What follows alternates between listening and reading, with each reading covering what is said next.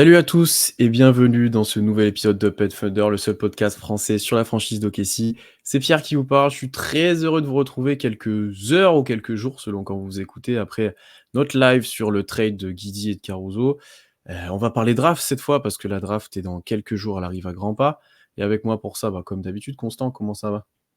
Ça va, ça va. On avait déjà parlé de la draft, avec notre invité, mais il n'y avait pas eu le trade pour Alex Caruso. Donc, c'est bien, on va pouvoir, dire des choses différentes sur les mêmes profils. Ça, c'est quand même intéressant. Mais effectivement, c'est intéressant toujours de discuter de la draft et c'est d'autant plus intéressant de se pencher sur cette draft en sachant qu'il y a eu le trade Caruso parce que ça permet un petit peu de réduire le champ des possibles sur une draft qui est, encore plus, dans le reste du Thunder, assez difficile à prédire. En espérant que Presti ait pas tradé le pic d'ici là. On verra Ça ça peut-être, d'ici hein. jeudi.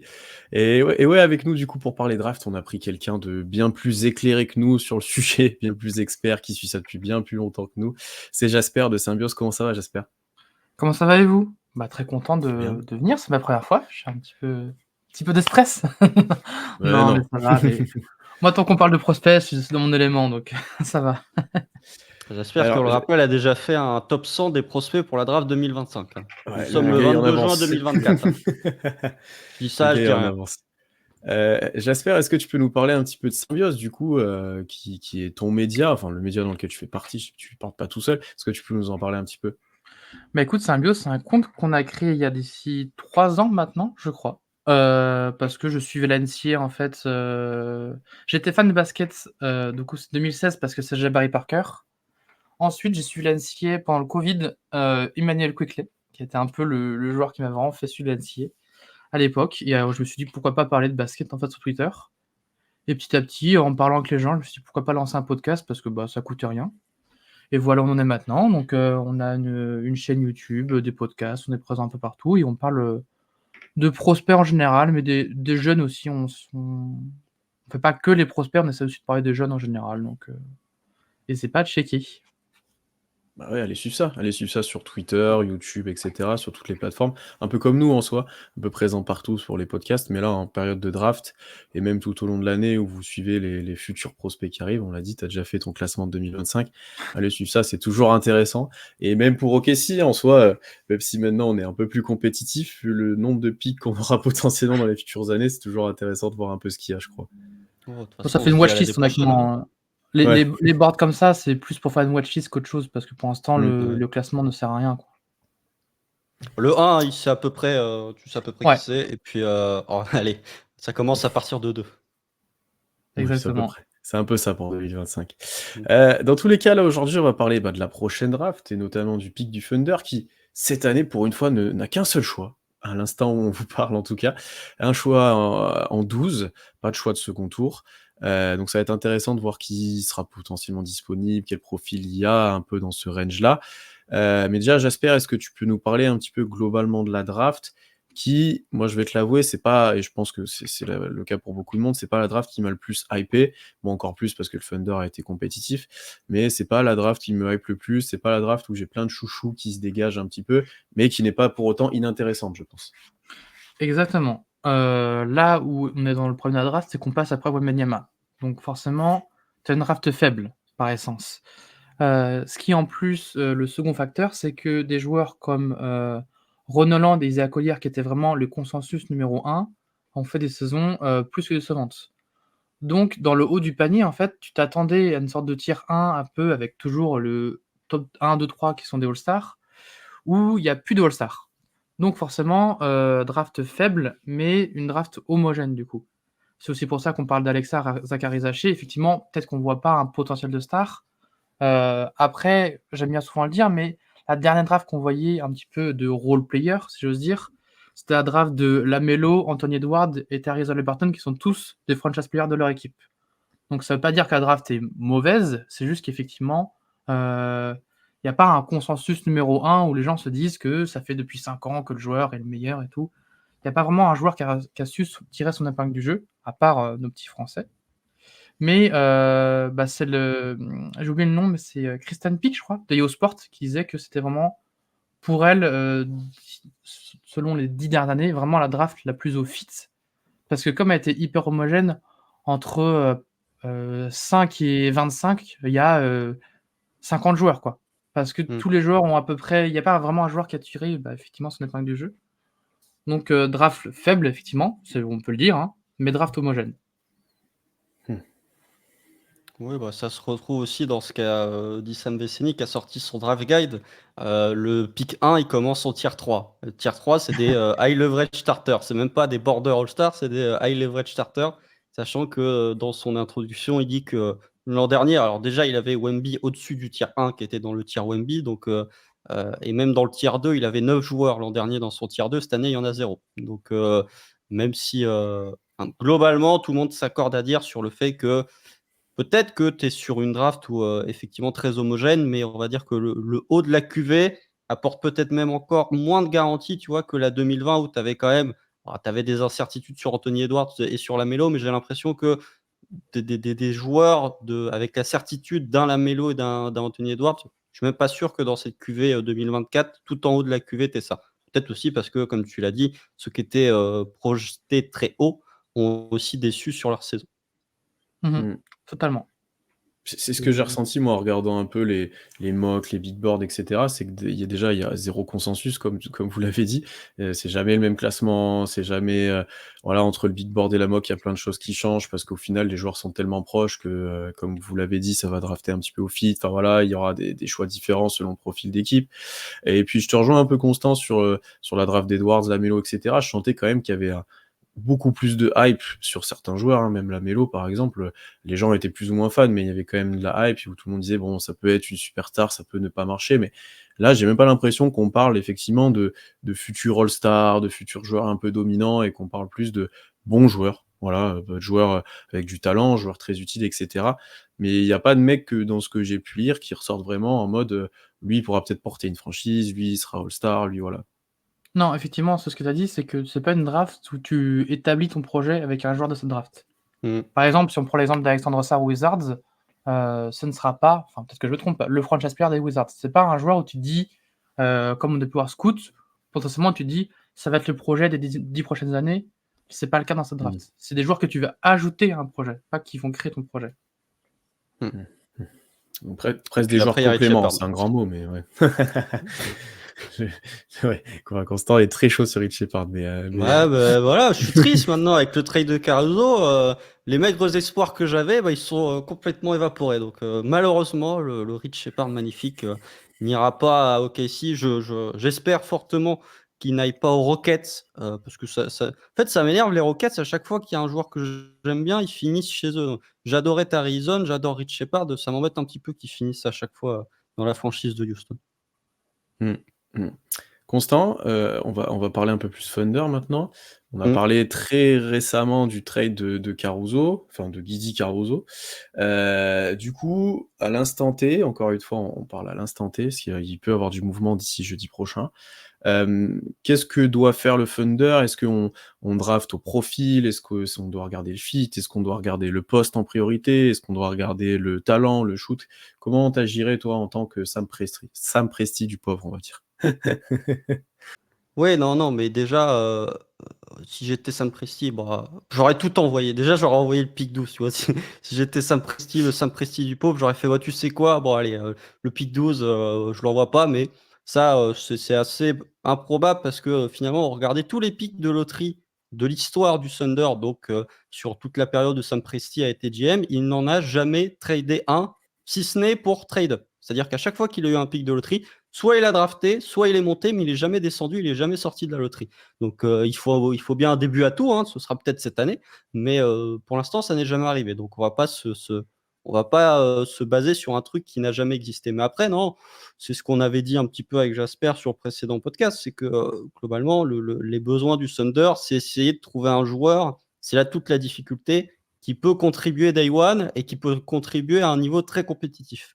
Parce que il y a des joueurs qui pourront contribuer dans une équipe qui visera moins haut, mais forcément quand tu arrives au Thunder qui a des velléités de jouer le titre la saison prochaine, faut que tu arrives à trouver un joueur qui puisse être performant, qualitatif, régulier sur un temps de jeu assez réduit et peut-être dans un rôle un peu moins réduit. Donc pour moi, ça réduit un petit peu ce champ-là. Il y a quelques profils qui sont intéressants, mais je pense qu'on peut s'accorder sur le fait qu'on recherche un joueur qui a des certitudes et si possible des certitudes au niveau du shoot à 3 points. Je pense que c'est un petit peu le point qu'on cite à chaque draft avec Pierre, mais de l'adresse à 3 points, pas être un petit peu ce qu'on avait fait avec Cason Wallace finalement, pas forcément le joueur le plus inintéressant en termes de développement parce qu'il reste quand même un potentiel à exploiter chez Cason Wallace. C'est pas Chris Duarte, c'est pas je sais pas, c'est pas Davion Mitchell. Encore une fois, c'est des exemples qui sont tout le temps cités, mais c'est pas ces joueurs-là qui ont vraiment un plafond assez peu élevé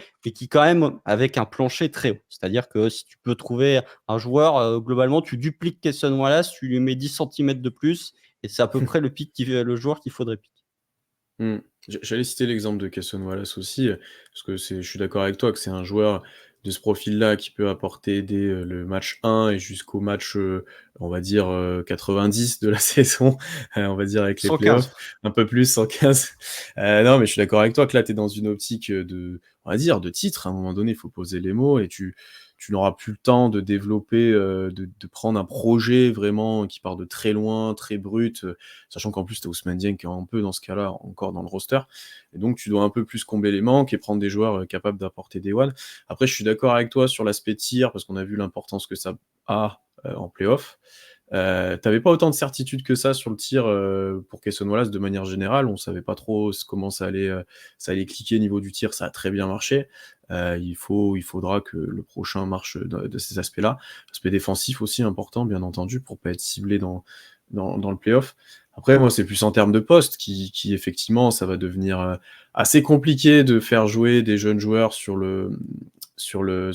en termes de guard. Vu le roster actuel sur les guards, ça va devenir compliqué.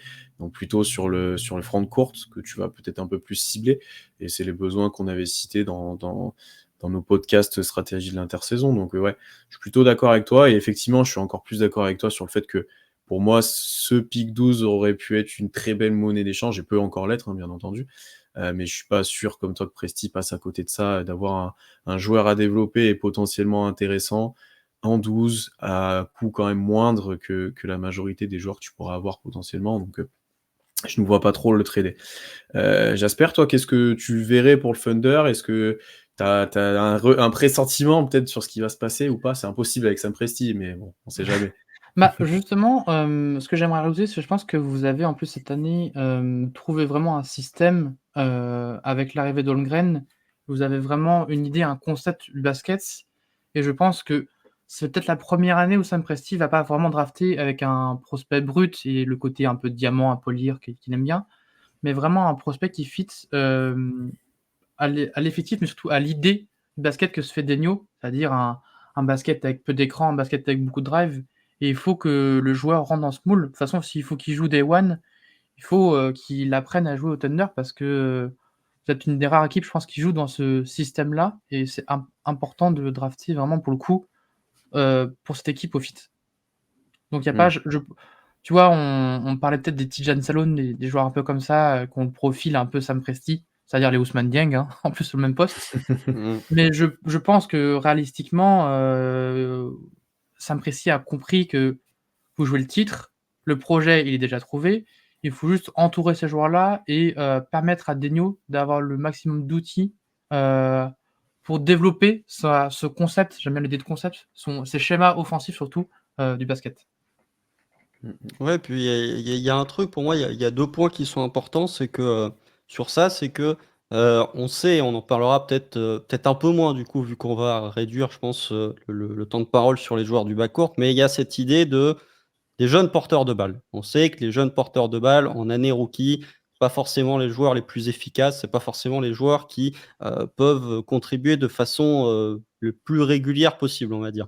Donc ça peut poser une incertitude sur certains prospects. L'arrivée d'Alex Caruso pose encore plus d'incertitude. Donc peut-être partir sur un joueur potentiellement plus de fin de chaîne sur ce pick 12, mais si tu pars sur un joueur de fin de chaîne, je pense qu'il ne faut pas tomber non plus dans cette espèce de prise que peuvent avoir les gens de dire ah oui, mais OKC a tel besoin, donc il faut absolument prendre un joueur qui peut combler ce besoin. Typiquement, le poste d'intérieur, le rebond. Pour moi, c'est pas une situation où un pick 12, ça reste malgré tout un pick de loterie. Tu es dans une draft, certes, qui est plus indécise, où il y a peut-être moins de talent, peut-être moins de profondeur, mais ça reste un pick de loterie. Et je trouve que ce serait dommage et que ce serait un peu une occasion manquée d'utiliser ce pick 12 pour prendre je sais pas, si on peut citer des noms déjà directement, un Yves Missy, tu vois, des intérieurs qui ont un skill set très peu intéressant et qui sont des joueurs qui sont uniquement là pour poser des écrans, pour prendre des rebonds, qui sont des profils que tu peux déjà trouver dans la NBA sans avoir utilisé un pick 12. Non, tout ça, de toute façon, je pense que ça va pas avec ce qu'on a dit avant, ce qu'a dit Jasper sur l'aspect, on veut un joueur qui se fond dans le concept Thunder, dans le concept de Presti avec des nolds, dans tout ça. Parce qu'un joueur qui sait faire que poser un écran, courir au cercle, il ne pourra pas forcément s'exprimer, je pense, à OKC. On l'a pas tenté encore, hein, l'intérieur, il y avait Biyombo qui aurait pu le faire un petit peu, mais on l'a pas fait jouer. On l'a pas tenté, mais ça paraît inconcevable qu'il puisse s'exprimer dans un rôle comme ça avec, on va dire, une polyvalence très limitée et des skills très limité, ce qui semble être quand même l'axe à la draft le plus recherché par Presti maintenant. La polyvalence, que je peux faire plein de choses sur le terrain, que je peux porter la balle un petit peu, que je peux sanctionner un close-out, etc. Voilà, vraiment un peu quelque chose de complet, quoi.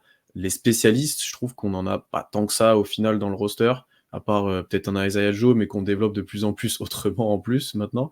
Donc je suis assez d'accord avec toi sur potentiellement un joueur plutôt de fin de chaîne ou qui pourrait peut-être amener un petit peu de quantité au scoring, au tir, etc.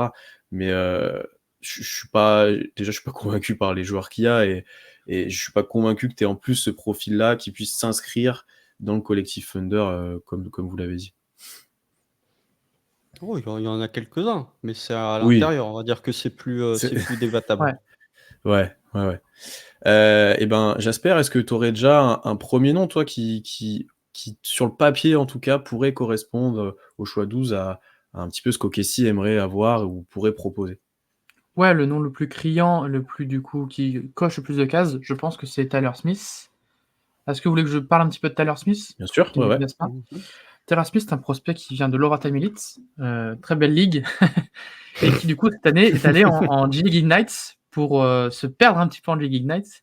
Et pour le coup, de tous les prospects en G-League Ignite, celui qui a gagné le plus de hype, parce qu'il avait effectivement peu de hype.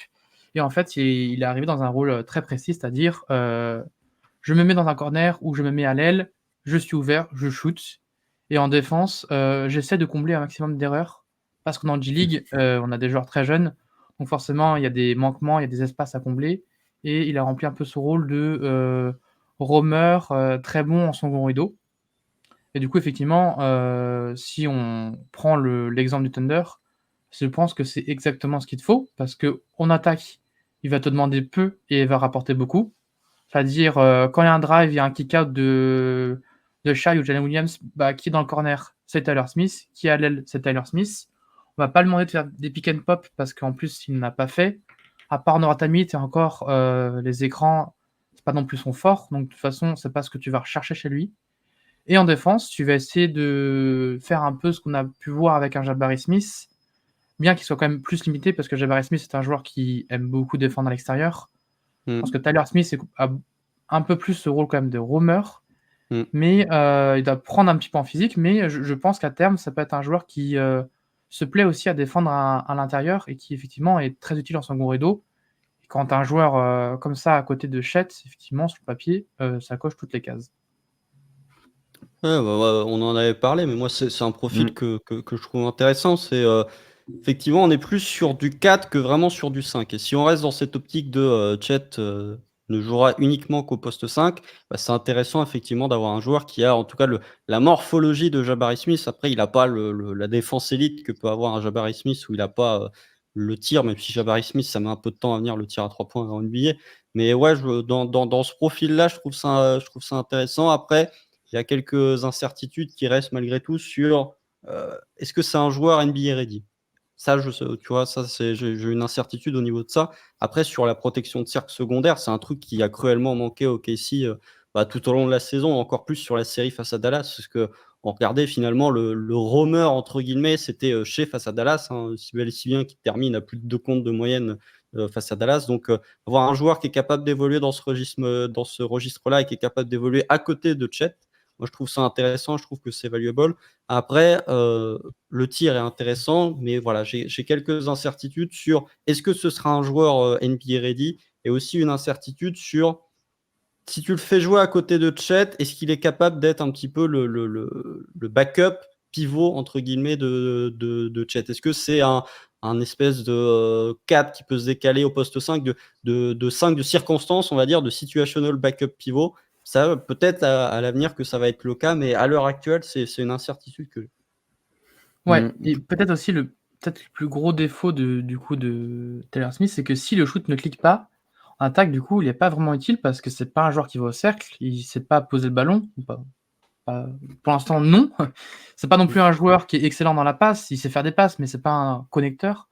Donc c'est-à-dire que s'il remplit pas son rôle de je shoot et je comble les espaces, bah, ça va être compliqué pour lui de jouer parce que c'est la seule chose de lui utile, quoi. Mmh. Donc, j'aime bien le profil, théorique et je pèse le mot que vous me présentez. Après, ouais, je suis comme vous, j'ai un peu des incertitudes sur l'aspect NBA ready. Est-ce que le tir va vraiment cliquer? Est-ce que défensivement aussi, je vois que de ce que j'ai pu lire, il y a pas mal de gens qui ont des doutes, mais bon, Angélique, c'est compliqué de défendre, mais qui ont des doutes sur l'impact défensif qu'il pourrait avoir. Après, niveau du poste, de la taille, et cetera, on coche pas mal de cases de ce qu'on recherche, je pense, avec Constant. Mais sur le poste 5, là où je te rejoins, Constant, c'est que pour l'instant, je le vois pas du tout être un poste 5. Ça serait pour moi juste un long ailier. La Jabari Smith, c'est intéressant comme comparaison dans le profil physique et dans l'utilisation, même si là, on est face à un joueur qui a quand même moins de qualité offensive et défensive, je pense. Mais dans la théorie, en tout cas, il serait intéressant. Est-ce qu'il sera NBA ready? C'est la grande question. Est-ce qu'il lui faudra pas mal de temps pour se développer aussi? Après, il est annoncé quand même bien plus bas. Est-ce que tu prends ce risque-là en 12? Est-ce que tu trade back pour lui? Ah, c'est une autre incertitude que j'ai un petit peu, ouais. Ah, on parle en fait d'une draft homogène, c'est là où Ouais. je suis d'accord Mmh. effectivement que je pense que la position, réaliste, on va dire, de Tyler Smith, c'est du 15-20. C'est un border loterie, voire fin de loterie. C'est les pics des Raptors en gros, quoi. Mmh. Hem, effectivement, mais ça me dérange pas dans le sens où on parle d'une draft, hyper homogène où tu draftes au fit. De toute façon, tu es hors de loterie, ton projet tu l'as trouvé, il te faut un joueur qui effectivement coche les cases, pardon. Donc c'est peut-être un reach, mais de toute façon, tu as déjà ton noyau dur de joueurs. Donc au pire, c'est un joueur qui effectivement mettra un peu plus de temps parce qu'en plus, je crois qu'il a 19 ans et que Mmh. c'est un des top 5 des joueurs les plus jeunes, je pense, dans la draft. Donc Mmh. effectivement, ça pose des questions aussi sur son physique. Son physique est quand même encore assez fin, il doit prendre en muscle notamment en haut du corps. Mais je me dis qu'au pire, tu le renvoies en G-League. Effectivement, tu perds un petit peu parce que du coup, tu voulais un joueur Day One, tu l'as pas. Mais le draft en 12, pour moi, ça me pose pas vraiment de problème. Ouais, puis après, tu as ce truc aussi de dire, OK, les mocks le mettent là, mais en fait, le big board des GM, on n'a aucune idée de comment il est fait. Le plus informé des journalistes draft ne sait pas forcément quel est le big board des franchises. Et dans une draft, encore une fois, qui est assez homogène, bah, peut-être que tu peux avoir un joueur qui était prévu voilà, d'être 22e dans une mock, mais qui en fait peut partir en 12 ou en 13 parce que les GM le voient de manière différente. Donc, moi, ça me gêne pas particulièrement sur cet aspect-là. Je pense que ça peut aussi évoluer, tu vois, en fonction de qui part. Si jamais tu peux avoir, si jamais tu as quelqu'un qui était, censé partir plus haut que ce qui n'était prévu, ça peut complètement chambouler les Mmh, big mmh boards. mh. Donc moi, après au niveau du positionnement, ça ne me dérange pas. Je pense que si tu le prends en 12, ça veut dire que Sam Presti estime que ça mérite d'utiliser un pic de loterie et que potentiellement il ne pouvait pas être Oui. disponible en dessous. Donc la position dans laquelle il se retrouve dans les mocks, moi, c'est pas forcément quelque chose auquel je prête attention. C'est plus ce que je peux voir ou ce que je peux évaluer ou alors ce que je peux lire sur le joueur. Oui, de toute façon, on a vu que Presti hésite pas à se faire son propre avis, à prendre des joueurs en reach. Jalen Williams, c'est un reach à l'époque. Bon, on voit Ouais, maintenant alors que après c'était quand tu lis les outside, tu sais que Cleveland, qui était 2 oui, pics le après, voulait. il le prenait, donc Oui, c'était donc pas tant un risque que ça. oui, oui, mais pareil pour Guidy à l'époque qui était pris Ouais. juste derrière, il y a eu plein de choses comme ça. Donc non, non, je vous rejoins là-dessus. Est-ce que vous auriez une comparaison pour lui? Alors je me souviens que l'année dernière, avec Constant, on aimait bien Taylor Hendricks. Est-ce que c'est un joueur de ce profil-là? Dans ce que vous m'avez décrit, en tout cas, peut-être ça se rapprochait de ça. Et en plus, on a vu que Taylor Hendricks, ça c'est pas non plus, c'est pas la saison qu'on pouvait attendre de lui non plus qu'il y a eu à Utah. Donc est-ce que c'est un profil comme ça? Est-ce que vous avez d'autres compas un peu, pour lui? En même temps, ils préfèrent donner du temps de jeu à John Collins qu'à Je suis Taylor d'accord. Hendricks, le Ça Jazz. s'est Donc, pas sup bon. ça s'est super bien pas super bien passé, mais pas que de sa faute. J'ai pas précisé. Non, mais après, moi je trouve il y a encore une fois, Jabari Smith, mais Jabari Smith de Lidl, sachant que Lidl s'est fait fournir par Wish. Moi, je trouve que c'est dans la morphologie, il y a ça. Je trouve que dans le être un peu entre deux postes, être un peu entre le poste 4 et le poste 5, il y a un peu de ça, mais comme il y a moins de skill set que Jabari Smith, et ben du coup, peut-être plus d'incertitude sur la capacité de réellement jouer sur le poste 4. Non, moi, je trouve que. En tout cas, c'est la comparaison que Mmh. j'ai de ce que j'ai vu, en tout cas. Moi, Mmh. j'ai vu du Kelly Olynyk, Mm. bof, un peu je comprends un peu sur le rôle, 4-5 shooter. Après, je pense qu'en défense, quand même, il a le potentiel d'être un peu meilleur que Kelly Olynyk, surtout dans un rôle de roamer, parce que je vois pas Kelly Olynyk dans un rôle de roamer, sans lui Non. manquer de respect. Mais dans le Ouais. rôle offensif, je comprends. Après, Olynyk, offensivement, je trouve qu'il c'est pas juste un shooter. Ouais. Je trouve que c'est un joueur bien plus intelligent que ça, capable de sanctionner close-out, et cetera, quand il est en forme, en tout cas, de faire ça. On l'a vu sur des matchs de play-off à l'ancienne où il avait Ouais, fait puis très mal. il a un passing game hyper intéressant, je pense, Kelly Olynyk, Ouais, là où ouais, il ouais, a ouais. Ouais. encore du travail à faire. Mm. Mmh.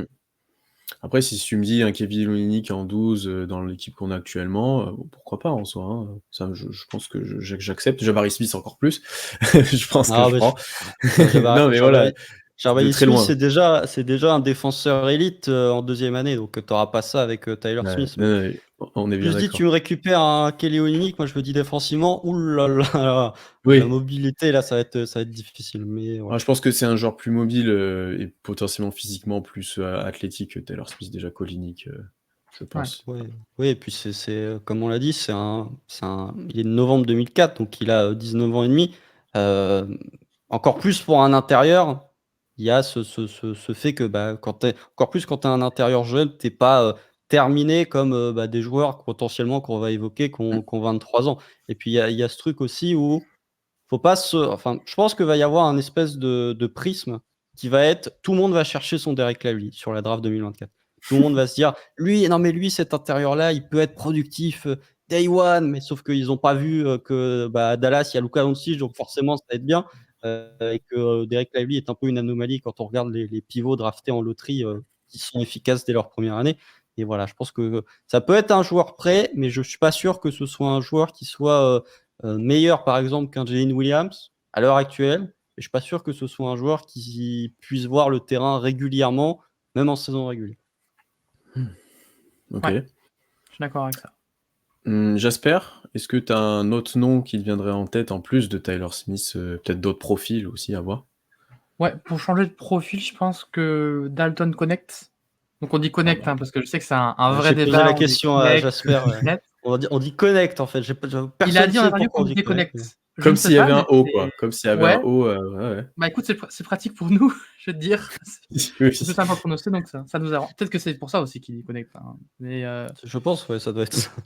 c'est un profil que j'aime beaucoup, profil totalement différent, qui est un ailier, un petit peu undersize et encore, je pense que maintenant, vu la taille des ailiers en NBA, je pense que ça va.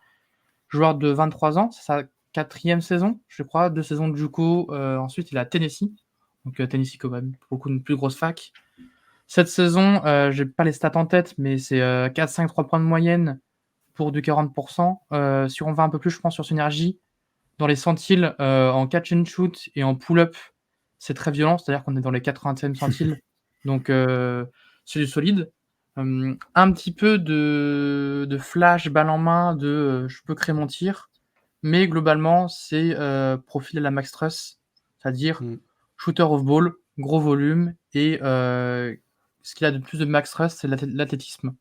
Donc un joueur qui il aimait beaucoup aller au cercle en NCAA. C'est là où attention parce que la NCAA, ce n'est pas la NBA. Je pense que physiquement, il est quand même un peu en deçà, mais Mm. c'est quand même un joueur à ne pas sous-estimer et je pense que de toute façon, son rôle ne sera pas forcément d'aller dans la raquette en NBA, mais dans le rôle de shooter à gros volume qui sort du banc et qui peut potentiellement en plus être un candidat 6e homme sur sa première année.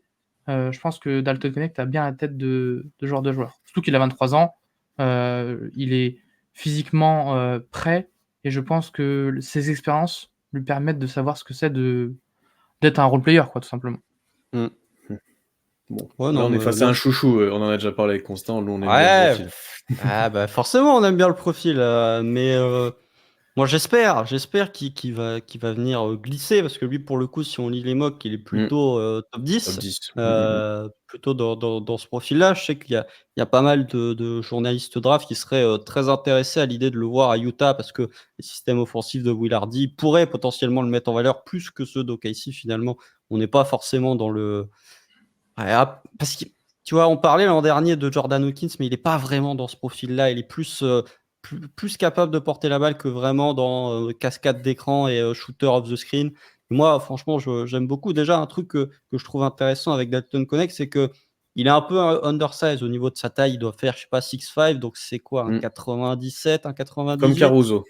Comme Caruso. Comme Caruso, donc c'est un 96. Donc un Mmh. 96, bon, t'es pas, allez, on va dire, t'es poste 2, 3, mais un peu trop petit, ce qui fait déjà beaucoup de points communs avec les joueurs de l'effectif du Thunder. Mais j'aime bien, il me semble que l'envergure, c'est à 6'9", donc Ouais. déjà une envergure qui est plutôt qualitative. Et puis surtout, on parle du profil Max Strus, il y a pas mal de comparaisons avec Bogdan Bogdanovic, le joueur d'Atlanta et pas le joueur de New York.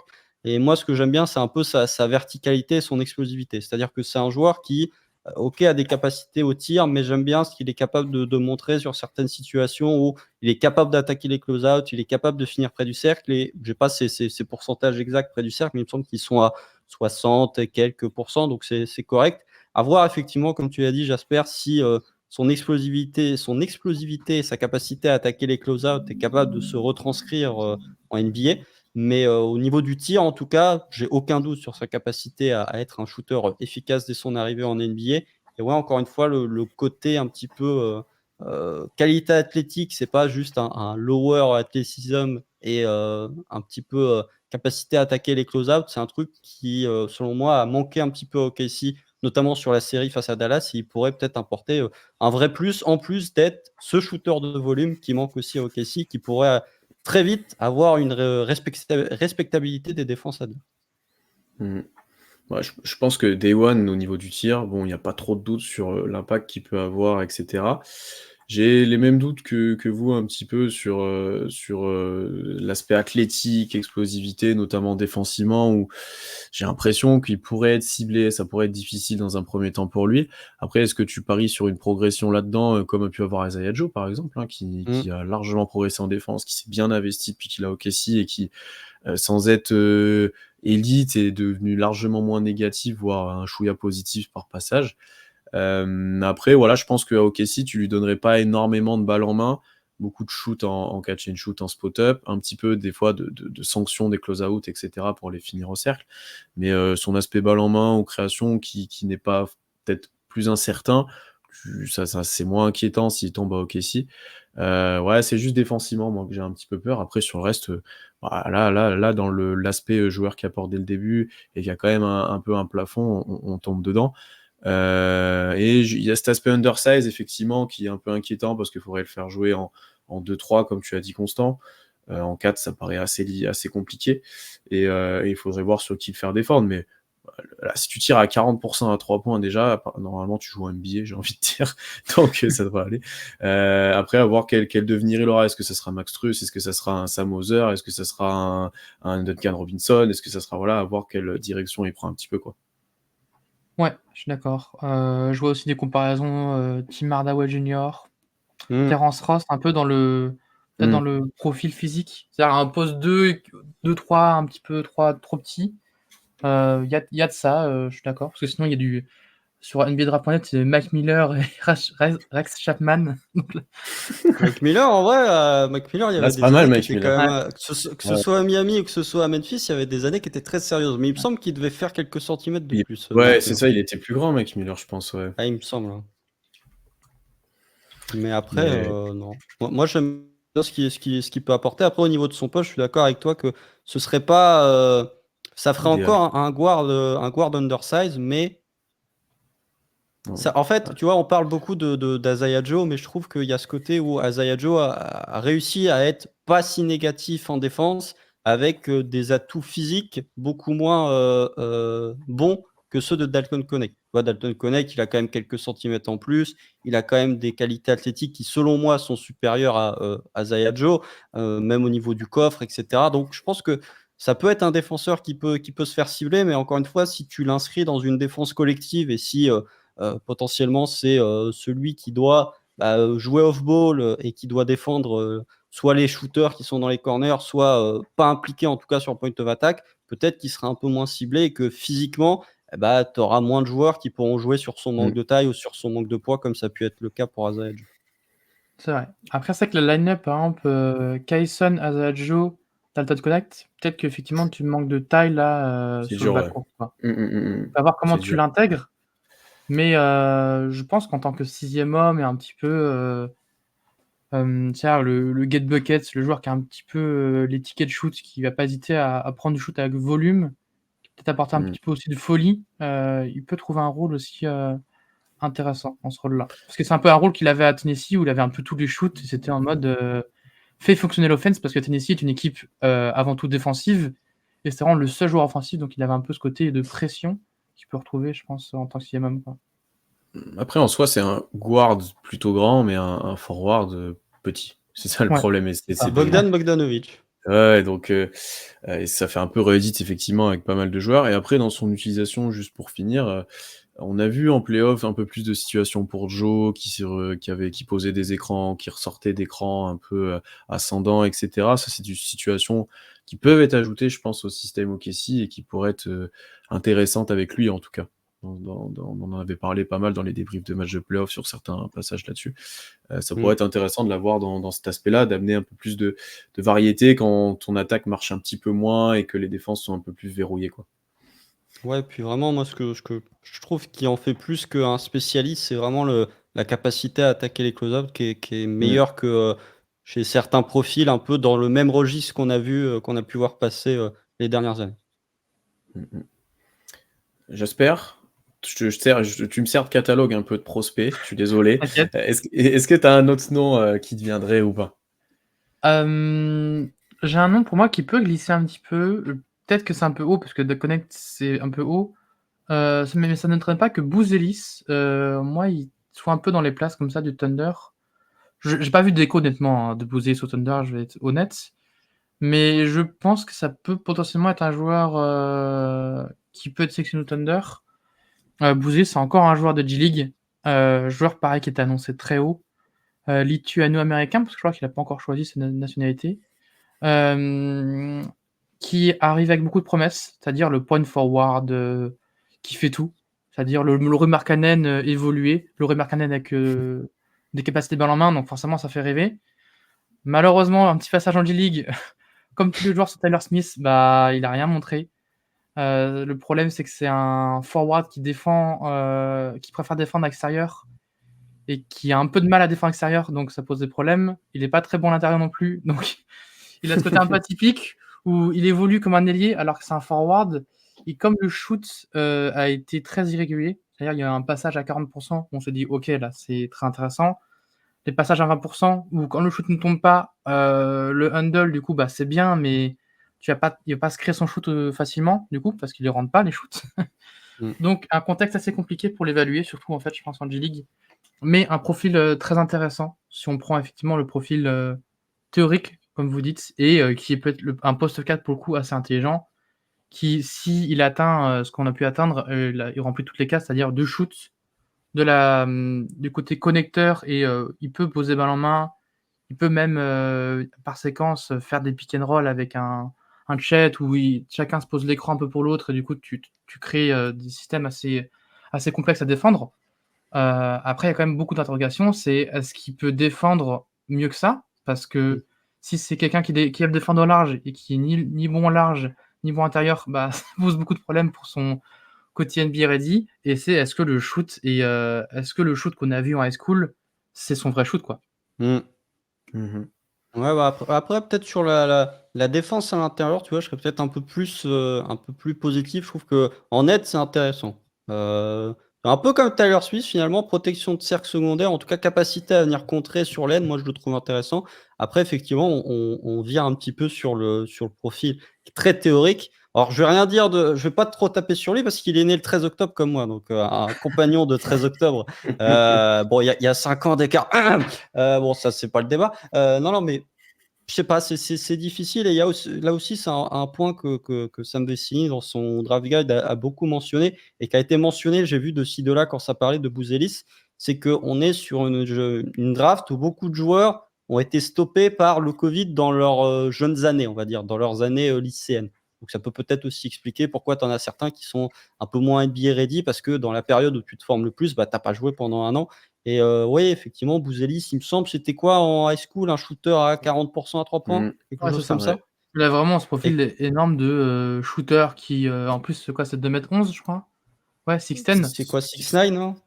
6'10", ouais. Moi, j'ai 2m10, 2m11. Donc, la Ouais, taille est ouais. très intéressante. Et tu me dis, un shooter de 2m11 qui peut potentiellement, en plus, prendre ses shoots, parce qu'il a une capacité de connecteur, forcément, là, c'est un profil hyper intéressant, quoi. Mais Je- après, je- ouais, sur le tir, enfin, juste rapidement, sur le tir, je suis assez circonspect et le pourcentage au lancer franc ne me rassure absolument pas. Voilà. J'allais le dire. Je vous aurais questionné sur lui, je pense qu'il n'en avait pas parlé, parce que dans la liste de tous ces prospects-là, il m'intriguait un petit peu. Il annonçait des fois très haut, d'autres très bas. Enfin Ouais. voilà, c'est un peu dur de se positionner. Des images que j'ai vues, c'est un peu dur aussi de conclure. Est-ce que c'est un grand shooter? Est-ce qu'il est très fort? Est-ce que voilà. Je suis intrigué au niveau de la taille, des compétences, balle en main, du potentiel tir, encore une fois, parce que là on parle de potentiel tir pour moi encore, qui serait intéressant, mais est-ce qu'il serait capable, lui, d'apporter des one, ou est-ce que c'est Non, un je pense pari pas. high risk, high reward, parce Mm. qu'il pourrait potentiellement être très bon? Ouais, c'est un peu ce profil-là où ben, je pense qu'il y a quelques années, à la draft, j'aurais été assez fan, ou j'aurais été pour le prendre, ce type de Genre joueur-là. Poku, quoi. Bon, exactement, j'allais pas la faire, mais tu l'as fait pour moi. Ouais, Et voilà. là, je suis intrigué, mais je me dis, est-ce que c'est le bon moment, le bon timing? Est-ce que tu pourras le développer, etc. Alors après, si on a des certitudes sur son apport et son tir, pourquoi pas? D'ailleurs, c'est fou, il y a de plus en plus de Lituaniens qui tirent de moins en moins bien. C'est une chose qui me perturbe, ça. Normalement, ils mettent tout dedans. Ouais, je suis intrigué par ce profil-là, en fait. Je sais pas comment me positionner. Je sais pas si c'est que théorique, s'il y en a qui vont être très fans, il y en a d'autres moins. Mais je suis assez intrigué par ce joueur-là, ouais. C'est sûr qu'il y a un Mm. gros point d'interrogation, je pense, sur Bouzelis par rapport aux 2 autres prospects. Et en plus, chez Symbiose, on n'est pas très fan de la G-League parce que, bah, ça n'a pas été une Ah, c'est réussite. Mais horrible. surtout, quand on C'est regarde clair. les prospects G-League qui arrivent en NBA, généralement, les Kuminga, Jalen Green, qui sont des prospects très haut évalués, qui étaient des consensus top 5, Mm. la première année de ces genres de prospects qui arrivent en NBA, elle est très compliquée.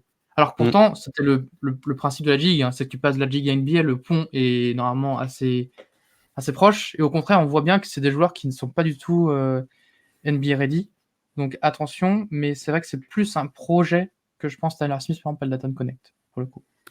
En fait, tout le problème, c'est que globalement de l'Ignite, c'est que hormis Jalen Green, tous les joueurs qui sont passés tous les joueurs qui sont passés par l'Ignite ont vu leur code chuter entre le moment où ils sont engagés pour l'Ignite et le moment où ils ont été draftés. Je pense notamment à l'arrière de Dallas. Comment il s'appelle? Hardy. Jaden J'ai Hardy, pas ouais. son prénom. Jaden Hardy, Jaden ouais. Hardy, voilà, merci. Jaden Hardy qui était listé très haut, qui s'est perdu du côté de l'Ignite. Et voilà, c'est aussi peut-être entre guillemets porteur d'espoir, c'est que le contexte de l'Ignite était tellement catastrophique que peut-être que sur son manque d'adresse ou sur certaines mauvaises attitudes qu'il a pu avoir ou sur certains mauvais réflexes qu'il a pu avoir, c'est peut-être aussi lié au fait que, bah, contrairement aussi de Bellet, tu es peut-être un peu plus livré à toi-même et que du coup, tu acquiers peut-être plus de mauvaises habitudes et un peu Ouais. moins dans un contexte collectif plutôt que bah, chacun va briller individuellement.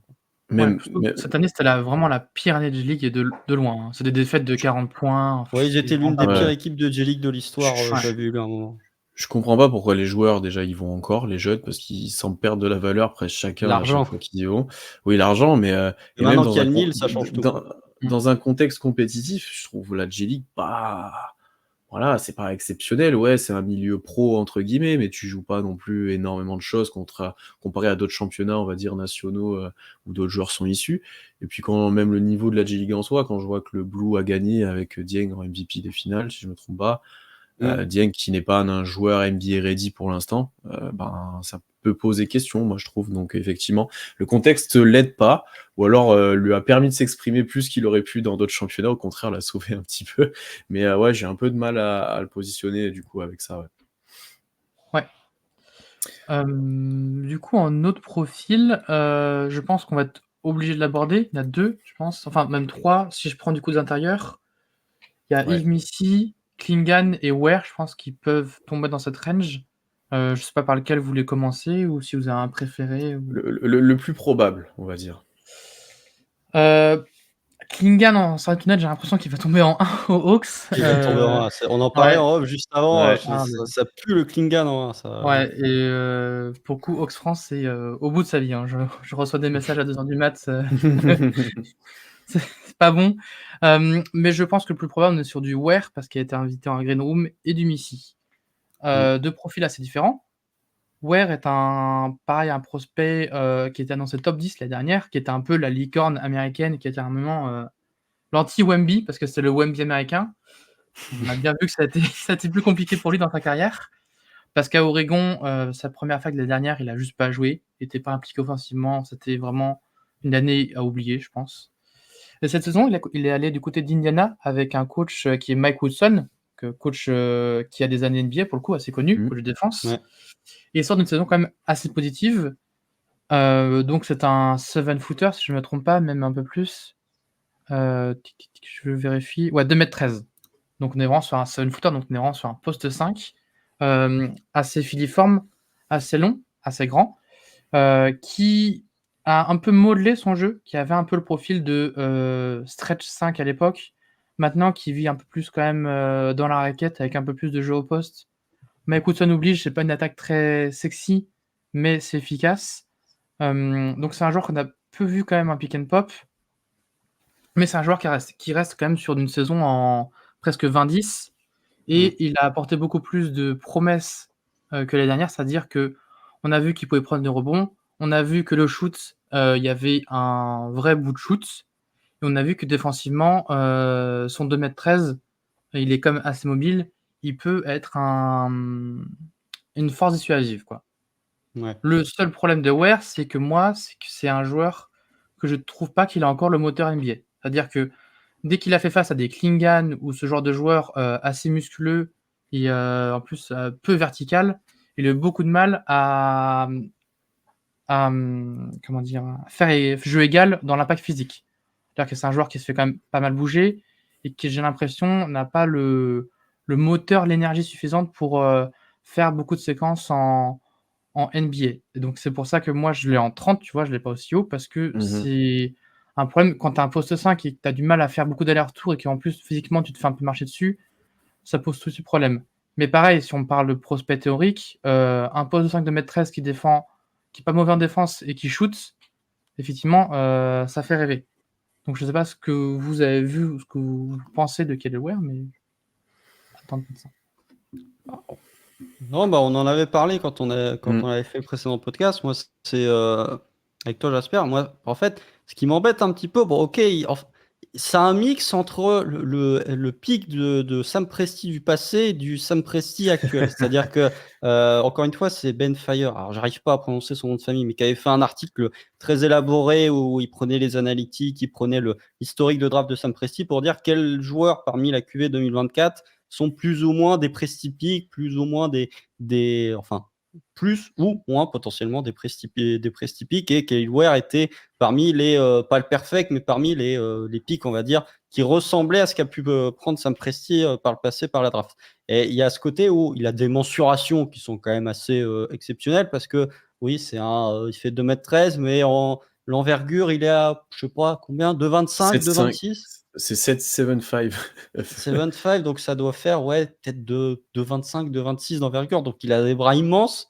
Après, moi, j'ai cette incertitude où, en fait, il y a le côté un petit peu Jane Williams. Il fait un peu penser à Jane Williams, dans le sens où, pas sur le côté undersize, mais sur le côté utilisation en attaque, où j'ai des incertitudes déjà sur potentiellement la mobilité défensive et même sur le volume à 3 points. En fait, si on regarde les statistiques brutes, bah oui, il a shooté à 42% à 3 points, mais si on regarde le volume, on est sur moins de 2 tentatives par match. Et si on regarde les pourcentages au lancer, qui est un pourcentage et un échantillon beaucoup plus élevé, il est que à 63%. Donc pour moi, ouais, il y a un peu ce côté-là où bon finisseur près du cercle, Ouais. mais grosse mensuration, mais j'ai des vrais doutes sur le skill set en attaque. Est-ce que c'est compatible avec OKC et surtout sur l'adresse à 3 points qui, selon moi, reste une incertitude. Ouais, puis il y a un vrai problème avec lui, c'est que je sais pas si tu as vu les comparaisons, mais personne n'est d'accord. On voit du Jarrett Allen, du Lamarcus Aldridge, du Brook Lopez, et c'est vraiment des profils en plus, quand tu regardes le joueur, qui ne correspondent pas du tout, j'ai l'impression, à la façon de jouer ou au profil physique du joueur, quoi. Donc, on parle de Jarrett Allen, Brook Lopez, c'est quand même des joueurs qui n'ont pas. Enfin, Brook Lopez a quand même maintenant un volume de shoot, mais on parle de joueurs quand même qui ont des épaules assez larges, qui, pour le coup, Jarrett Allen est très vertical, ce que n'est pas. Et Lamarcus Aldridge, je pense que Lamarcus Aldridge est un peu sous-estimé parce que c'est quand même un super Très joueur. gros Donc, joueur. Ouais. c'est Ouais, pour le les skills côté set, shoot, puis je surtout pense face à pas. OKC, c'était un très gros joueur aussi. Donc, Ouais. Je donc, sais ce pas que je comment me dis, placer avec lui, ouais. ouais, Je c'est suis un peu comme vous. compliqué à juger, je pense. Moi, là où je me Euh, dis un peu optimiste, c'est que Indiana, c'est Mike Woodson, c'est un coach de défense. Je pense qu'il a quand même pas mal appris en défense. Après, est-ce que c'est suffisant pour te dire que c'est un super défenseur à la Jarrett Allen ou Brook Lopez, parce qu'on te le vend comme ça dans les comparaisons?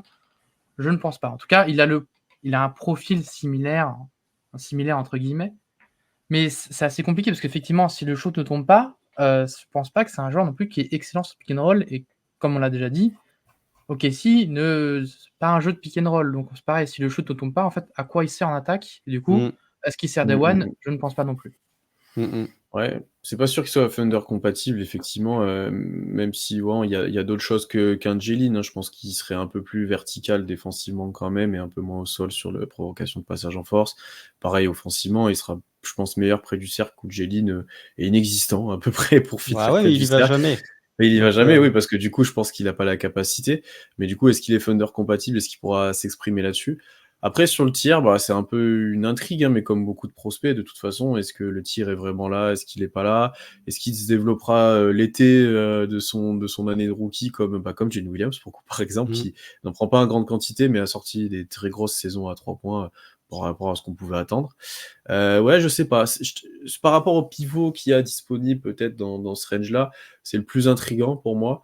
C'est le plus, on va dire, polyvalent, qui a plus de choses potentiellement à développer. Mais ça peut aussi, comme vous l'avez dit, rien ne clique et rien ne fonctionne, quoi. Et du coup, tu as un joueur qui ne marche pas et qui devient injouable, entre guillemets, dans un contexte compétitif. Pardon.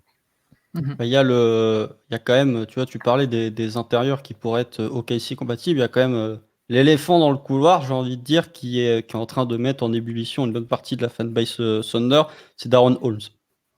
Ouais. Je vois notamment du côté des États-Unis, je vois beaucoup de fans du Thunder qui sont très hypés par Darren Holmes. Il a été lié de ci, de là à OKC, mais soi-disant, il y a eu une promesse de draft, mais tu lis le mardi, ils te disent que ça peut être OKC, tu lis le jeudi, ils te disent que c'est Denver, donc faut savoir à un moment. Donc c'est très difficile à lire. Moi, pour le coup, je suis vraiment pas un très grand fan de Darren Holmes. Alors, déjà, il est plus vieux que les autres parce qu'il est c'est un 2002, je crois. Donc, c'est un joueur qui est plus vieux. Et là aussi, comparaison avec Jalen, en fait, c'est que oui, Jalen Williams, on lui tape beaucoup dessus et forcément, c'est un point d'amélioration. Mais si tu compares au pivot, en fait, Jalen Williams, déjà, il n'est pas si vieux que ça, entre guillemets, même s'il a plus de bouteilles. Et je suis pas sûr que les pivots qu'on cite soient vraiment des vrais upgrades par rapport à Jalen Williams sur l'instantané. Non.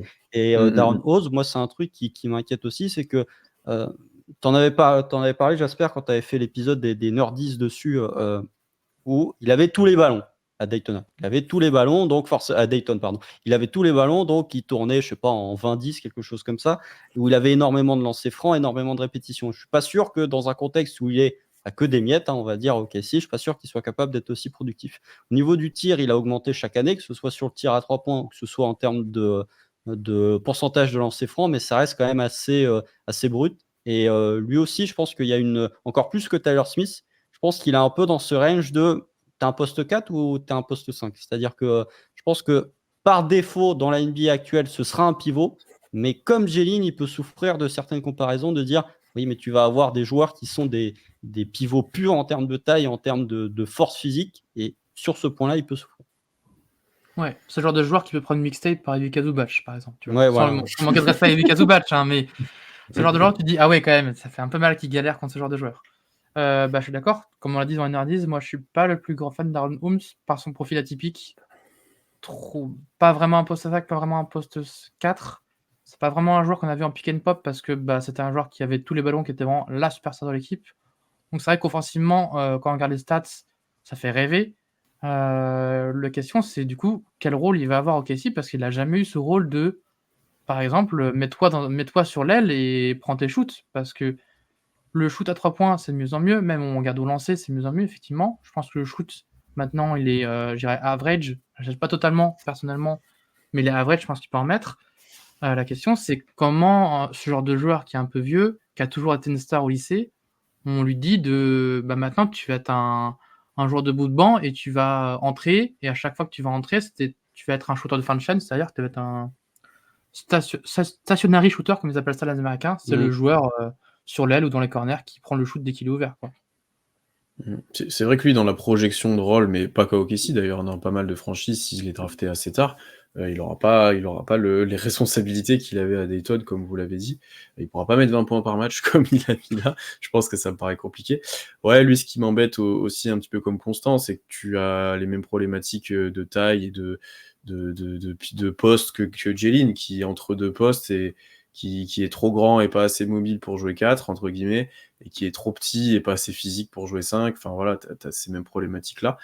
Après, si encore une fois, si les tirs tombent, si tu arrives à le faire jouer, à le défendre correctement, bon, bah, t'es un joueur intéressant, c'est sûr, mais plus vieux, donc peut-être un peu moins de Ouais. développement, parce qu'il J serait... j j'ai dit j'avais vu des compas avec Zek Nagy et je trouve que dans le profil, tu vois, Zek Nagy, c'est un joueur qui a des bons passages à Denver, mais pareil, qui est ni un poste 5 ni un poste 4 et je trouve que dans Mmh. le profil un petit peu, les côtés entre 2 et du coup, bah, tu sais pas, tu C'est vas rien. avoir des promesses parce que Zek Nagy, tu as l'impression que des fois, il joue 20 minutes et c'est très bien.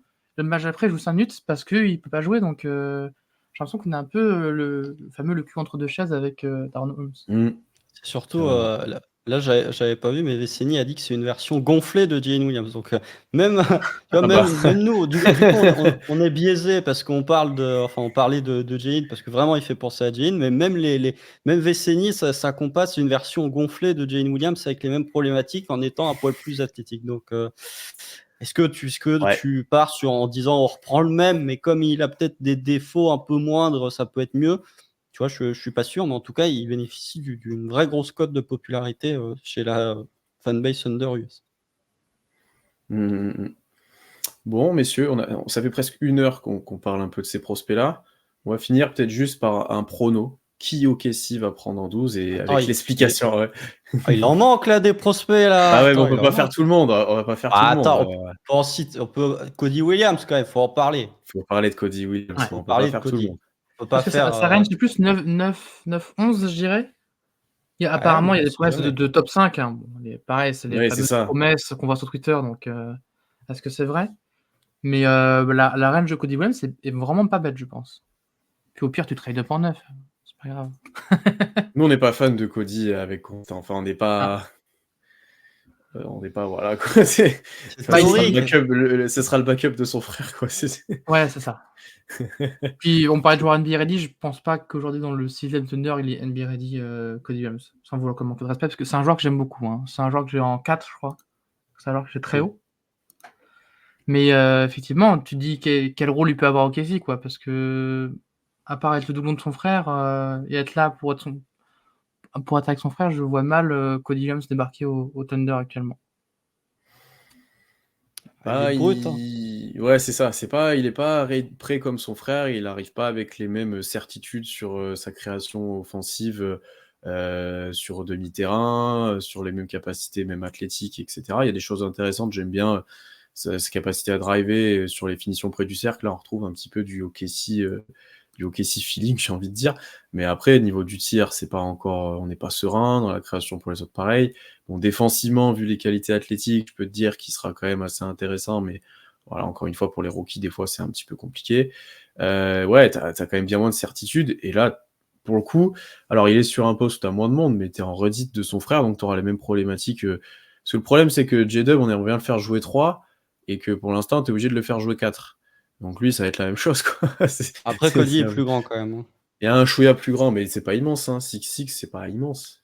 XX, ouais, il fait ouais, 2 mètres. 2 mètres Bon, t'as la tassés. même Après, t'as envergure l'envergure, quoi. indécente que son frère, par contre. Ça, Ouais, c'est bah la même chose. ça c'est dans les gènes, ça. Mais je sais pas. C'est plus un J-Dub en soi, il galère. Enfin, poste 4, il galère, mais aussi parce qu'à côté, t'as des joueurs qui sont petits avec Ludort, etc., etc. Si t'avais un autre joueur de sa taille à l'aile, peut-être que ça serait suffisant pour tourner en 3 et en 4. Après, quand tu vois les qualités athlétiques de Cody ou quand tu vois l'envergure, ça peut être un poste 4 dans la NBA actuelle. Mais ouais, en fait, tout le problème avec Cody Williams, c'est est-ce que tu prends la période avant blessure où il est excellent, ou est-ce que tu prends la période après blessure où il est catastrophique? Peut-être, hein, on a vu que Cason Wallace, par exemple, quand on avait parlé de lui, eh ben, il avait toute une partie de saison où il était très bon et après il s'est blessé et les stats ont été en berne. Peut-être que ça fait la même chose pour Cody. Comme tu l'as dit, la finition près du cercle est vraiment de très grande qualité. Je suis un peu sceptique sur ce que j'ai pu lire sur sa capacité de création. Je suis un peu plus bas que la moyenne. Pour moi, on n'est pas sur un playmaker, on est à peine potentiellement sur un connecteur. Le tir, encore une fois, le pourcentage est bon, mais le volume est faible. À voir. Mais ça reste malgré tout un joueur au-dessus de tous les joueurs qu'on a pu citer, je trouve, dans son apport. Ouais. Ah oui. À part peut-être Dactol Connect, les autres, ça n'a rien à voir, c'est sûr. Ouais. J'espère sur Cody, toi tu le verrais quand même, ça reste une probabilité pour toi ou trop haut et alors pas forcément viable non plus de le voir au KC? Pas forcément viable, effectivement, parce que on est encore sur la recherche de son rôle. Comme a dit Constant, en fait, il arrive en tant que point forward quand il arrive à Colorado. Il fait une FIBA catastrophique quand il a le ballon en main. Du coup, en plus, il a le même coach qu'en FIBA. Du coup, il a évolué dans un rôle beaucoup plus de slasher, playmaker. Mais du coup, effectivement, comme son rôle a changé entre cet été et cette année, et en plus avec la blessure, où il y a pas mal de choses qui sont un peu tronquées, donc il y a pas mal aussi de points d'interrogation, pardon. Après, il marche dans le feed de drive et très bon au cercle. Et le shoot, pareil, beaucoup de questionnements, parce qu'il arrive avec un shoot normalement pas fini, et il fait un début de saison tonitruant avec des très bons passages, sans non plus un volume exceptionnel, hein, mais quand même des pourcentages respectables. Après, la seconde partie de saison est un peu plus compliquée, quoi. Mais je sais pas, j'ai du mal quand même à voir Cody débarquer au Thunder, juste parce que c'est le frère de son frère. Enfin, c'est le frère de Jalen Williams. C'est le frère de son frère, c'est sûr, mais oui, on a compris. C'est le frère de. Oui, au début, on parlait du cousin, mais là, on va parler du frère maintenant. Le cousin, c'est Nickel Alexander. Le cousin, c'est Nickel, pour les anciens qui connaissent pas. On avait raison, in fine. Oui, in fine, pas inintéressant, le cousin, loin de là. Là, ouais. Allez, d'autres noms à drop, Constant, Jasper. Kishen George. Vas-y. Voilà, ouais, c'est les deux qu'on aime bien. Kishen George. Kishen George et Johnny Furphy, c'est les deux qu'on aime bien avec Jasper. Non, Kishen George, moi, je maintiens que c'est je suis peut-être trop amoureux de la théorie, hein, honnêtement. Hein, et encore une fois, le range dans lequel il est évalué, Kishen George, un peu comme Johnny Furphy aussi, est tellement large. Il y en a qui sont vraiment, qui le mettent potentiellement dans leur big board, potentiellement dans un top 10. Après, tu en as qui vont mettre dans un big board hors dehors du first round. Enfin, l'éventail est tellement large, mais encore une fois, il y avait eu un épisode des Nerdies dessus. 92e centile sur les catch and shoot à 3 points de toute la NCAA. Ça, j'aime beaucoup. Le fait que c'est un joueur qui a connu une poussée de croissance tardive et qu'il a été formé en tant que meneur et qu'il a gardé quelques situations et quelques réflexes d'être meneur, je trouve que ça colle parfaitement avec ce qu'est capable de faire OKC. Après, il y a des problématiques. Défensivement, ça ne va pas être un défenseur élite. Après, ce qui sera ciblé, peut-être pas non plus. Sur la capacité à aller au cercle, on n'est pas forcément toujours là, mais vraiment shooter bout de chaîne, grande taille, parce que lui, il fait plus de 2 mètres, il me semble, 2 mètres 01, quelque chose dans le genre. Donc, c'est quelque chose déjà que tu n'as pas au KC dans le profil de taille. Et ouais, c'est vraiment le tir, shooter bout de chaîne, grande taille, formation de playmaker. Je pense que, tu vois, quand on dit ça, c'est beaucoup de trucs que Sam Presti aime faire. C'est un joueur de grande taille qui est capable de porter la balle. Défensivement, il n'est pas forcément négatif et il est capable de rentrer ses tirs à 3 points. Donc, ouais, moi, je reste sur mon amour pour la théorie, peut-être trop théorique du coup, de Kishen George. Ouais, puis il fait partie des 25 joueurs invités à Green Room, donc il a normalement l'étiquette loterie. Mmh. Puis il arrive quoi? Il a 20 ans, mais c'est sa Ouais. première saison. C'est un freshman quand même, parce que du coup avant il était à l'élan Chalon, Mmh. si je me trompe pas. Ah OK, j'avais pas du tout cet aspect-là de Genre lui Suisse pour le en coup. plus, parce que c'est Ouais, Suisse, ouais. l'élan Chalon, ils ont pas mal de Suisses avec Capella, Mmh, mmh, Sefolosha et tout mmh, ça. mmh, mmh. Donc ça fait plaisir déjà d'avoir un Suisse en NBA. Mais effectivement, le shoot est déjà élite. La création, un petit point d'interrogation. Et la défense, quand même, il y a du bon, il y a du mauvais. Après, du coup, pareil, est-ce que c'est un day one? Je sais pas trop, à voir. Mais dans l'idée, je trouve que l'ailier assez grand, qui peut apporter défensivement et qui arrive avec un shoot déjà prêt, on est dedans, quoi.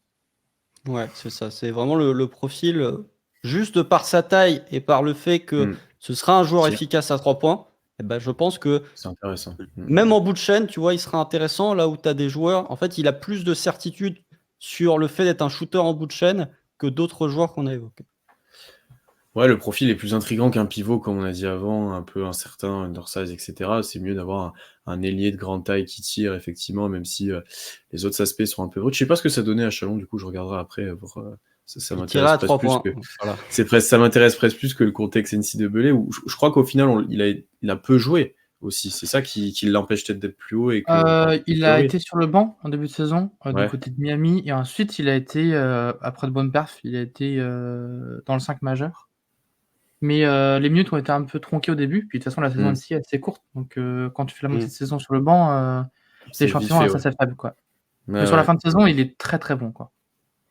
Et c'est là que la hype grandit, quoi, Ouais. concrètement. Oui, et puis surtout, contrairement à Cody et contrairement à d'autres joueurs qu'on a cités, c'est un joueur qui tourne à plus de 4 tentatives à 3 points par match. Donc en plus, tu as le volume parce que finalement, c'est quoi? 66% à peu près de ses tirs, c'était des tirs à 3 points. Ça revient sur la Mmh. problématique de manque de finition près du cercle.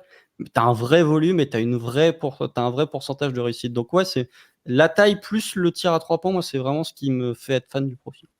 Plus le Ouais. playmaking où potentiellement ça peut être, pas un playmaker, mais ça peut être, s'il se développe bien, un potentiel connecteur. Donc je trouve ça très intéressant. Mmh, mmh, mmh. Ouais, il avait peu joué à Chalon. Je regarde ses stats du coup à Chalon. Il avait peu joué en Pro B, je crois d'ailleurs à l'époque en plus. Donc, Ouais. ok, intéressant. Et du coup, toi, Jasper, tu nous as dit un autre nom que j'ai pas entendu en même temps que Constant. Le surfeur australien, Johnny Furphy, je suis peut-être le seul, je pense, de tout le monde à l'avoir aussi haut, parce que moi j'ai en 7, donc j'ai vraiment très, Ah très oui. haut. J'ai vu quand même qu'il a été invité à la Green Room, donc ça m'a rassuré. Prospect qui s'est reclassifié, donc un prospect de Kansas, vraiment le surfeur australien, blond, très grand, assez fin. C'est le fils spirituel de Grady Dick. C'est à Kansas, C'est ça. ils forment que des blancs qui tirent, et qui sont des boys next door. Boy next door. Exactement. 2m6, 6'9", donc lui, pour le coup, il est encore plus grand. Peut-être que lui pourra jouer poste 4 avec ses 2m6, à voir.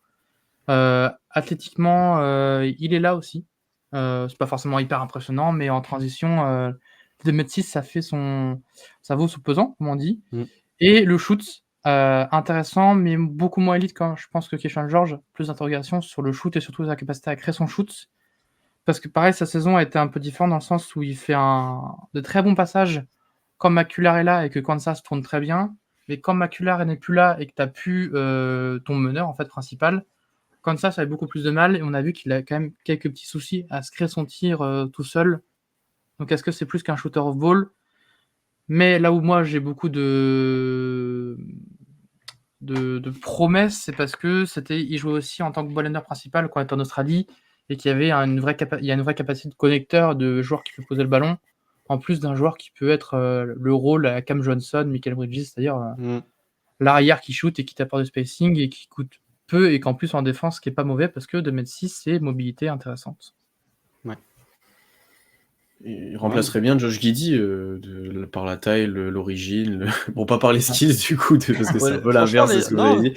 tu vois, genre, tu prends Keyshawn George, tu le fais, tu lui donnes la nationalité australienne, c'est à peu près Josh Giddey, hein. Ou alors ce serait plus Nicolas Topic dans ce cas-là, vraiment le pur Oui, remplaçant oui, de Josh Ouais. Giddey. ouais, dans ce que j'ai vu, ouais, c'est plus ça. Ouais. Mais non, moi je trouve ça intéressant aussi, le profil de Furphy. On a l'impression, je sais pas, ils ont dû se tromper sur le clavier au moment où ils ont fait le nom de famille, mais non, mais blague à part, non, je suis un peu plus bas sur lui. Mais effectivement, s'il arrive à développer le combo taille et aussi au niveau des mesures, je crois que l'envergure, elle est nulle. Enfin, nul, dans le sens où il fait la même taille que la même envergure. Après, comme il fait 6'7 ou 6'8, bah, c'est 6'9, bonne là, je vois, qualité. 2m6, 2m7.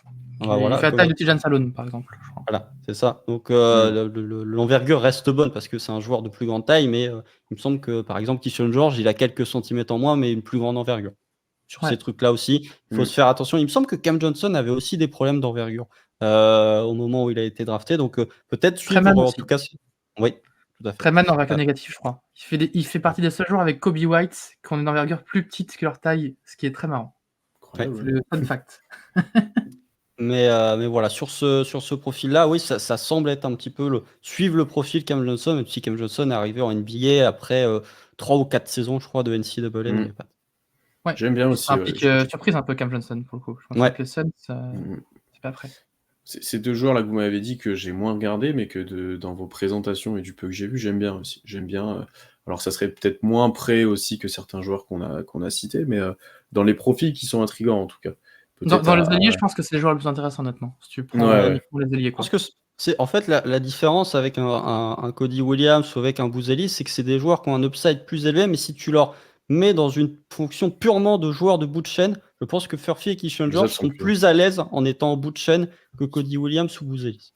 sont plus intéressants. Ouais. Je suis Ouais. d'accord, je suis d'accord. Bon, cette fois, messieurs, je vais vous demander votre prono. Cette fois, c'est bon, on a parlé d'un peu de joueurs en plus, des petits chouchous. Jasper, honneur à l'invité. Qui tu nous vois drafter en 12 si tu devais utiliser ta boule de cristal?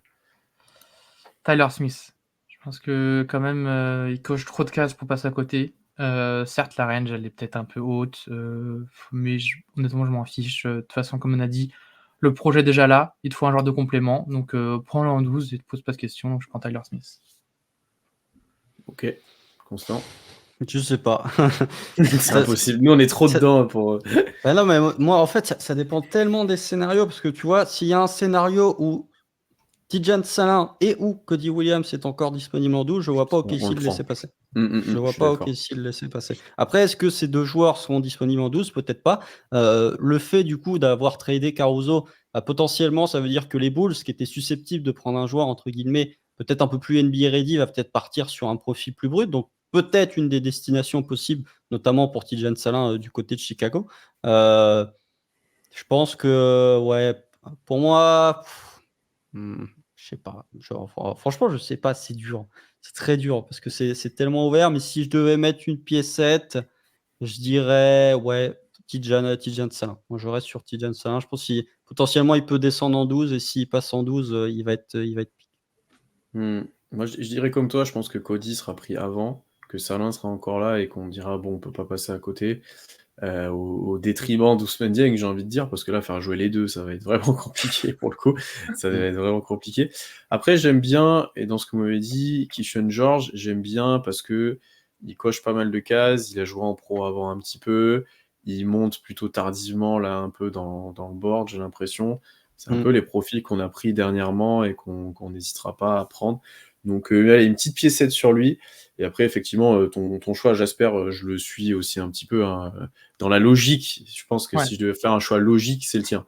Mais Presti fait rarement la logique. Donc, c'est pour ça que Constant et moi, je Cette année, pense il qu'on n'y a pas beaucoup de guards de Kentucky où ils sont trop dans ce cas-là. Donc, ouais, c'est ça. C'est un peu ça. Ouais, de Rich Shepard. la fameuse collection Calipari-Presti, on la connaît. Hein. Ah ouais, bah ça. Et encore, il en a refusé quelques-uns parce que Tyrese Maxey, il l'a pas pris. Il l'a pas pris. Ouais. Il a pas pris. Emmanuel Quickley, il l'a trade le soir de la draft. Donc bon, il les a pas tous pris. Quoi. Non. Bon, messieurs, on va voir qui aura raison ou pas, si quelqu'un est tombé juste. Et là, ça N'hésitez va pas. être Zach qui dit Kai Filipowski. C'est impeccable. Dans tous les cas, n'hésitez pas en commentaire ou partout à nous dire vous aussi qui vous prendriez pour OKC, si le choix est encore disponible, bien entendu, d'ici là. Et puis n'hésitez pas du coup à suivre ce que fait Jasper et toute l'équipe de Symbiose pour la draft, parce que je pense que vous allez être en direct pour la draft, vous allez faire quoi un petit peu? Alors, je sais pas si j'ai le droit de le dire. Bon, c'est pas grave, je me ferai juste taper sur le doigt. Normalement, on est chez Q-Baskets. Pour la draft, on va faire un live avec eux, Twitch, tranquillou. Parce que moi, je rentre de vacances. En fait, je pars en vacances demain, du coup. Je me suis dit que j'avais un peu pas trop le temps d'organiser la draft. Mais par contre, le jeudi, je pense que comme jeudi, personne va couvrir. On va te laisser la couvrir. On sera en live Twitch le jeudi pour le second tour. Parce que je crois que le second tour est à 21h, si je me trompe pas. Ah, 22, il me semble. Je crois que c'est 22, 22. OK. Bon, on fera un petit live tranquille, je pense, jeudi, chez nous, pour débrief ça, quoi. OK. Sachant que nous, le live draft est doubtful, on va dire, parce qu'on est Incertain, ouais, incertain. incertain. Ou alors sinon vous Peut-être, m'entendez parler pendant 3 heures, mais même moi ça m'intéresse pas, je vous le dis tout de mais suite. c'est vrai Donc, que j'avais oublié que c'était sur 2 jours et effectivement, le deuxième jour, surtout en horaire, européenne, potentiellement, on sera peut-être plus dispo, donc à voir. on n'a Mais pas en de tout cas, les Twitch. suivre, oui, pour faire un débrief du Non. premier Est-ce que tour, vous on avez va pas de dire. pick en plus, second tour, je Oui, crois? non, Ah ouais, on c'est ça, Et puis, fera on n'a pas de en un pique. général, débrief les du premier jour, quoi, donc pour Bronny James au second tour, allez. ouais. Ah bien sûr, bien sûr. Tiens. Donc, n'hésitez pas à aller suivre ça, n'hésitez pas à vous renseigner sur tous les prospects, du coup, avec Symbiose et Jasper, n'hésitez pas à les suivre. Et puis même nous, suivez-nous partout, toutes les plateformes d'écoute, et cetera. Et puis la draft arrive à grands pas, donc on se retrouve très vite. N'hésitez pas à nous dire, vous, qui vous aimeriez avoir, qu'est-ce que vous aimeriez faire, peut-être même avec le pick, on n'a pas abordé les trades, et cetera. Mais voilà, peut-être que vous aimeriez le trader. Et puis, à bientôt. Salut tout le monde.